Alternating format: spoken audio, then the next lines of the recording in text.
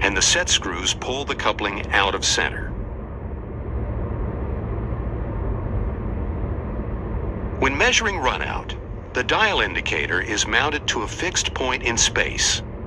If the coupling is disconnected, attach the dial to the shaft opposite the one you want to check.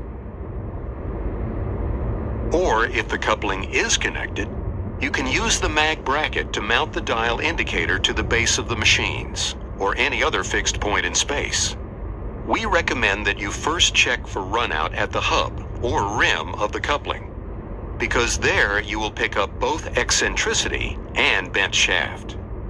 Some people will also measure runout in the axial direction, which, in addition, would tell you if the coupling bore is skewed. Before taking the readings, make sure the dial is mounted perpendicular to the shaft.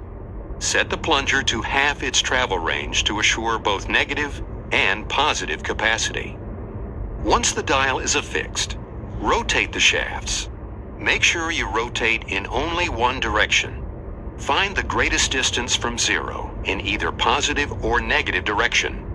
Stop rotating the shafts and reset the dial to zero. Now, continue rotating the shafts and watch the dial for the maximum amount of change, which equals the total amount of runout.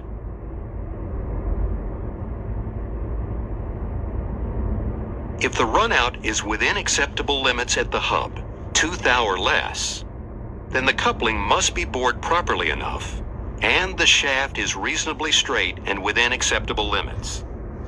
In this case, the dial is indicating excessive runout of 22 thou.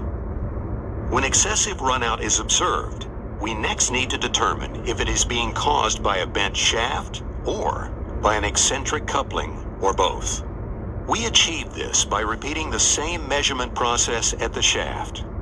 You'll want to take the measurement as close to the coupling as possible. In this case, there is 21 thou of runout at the shaft, accounting for most of the 22 thou of runout we observed at the coupling.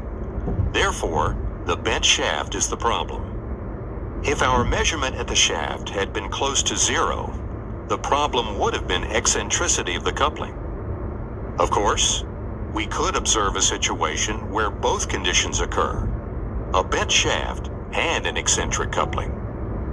If excessive runout is present, it should be corrected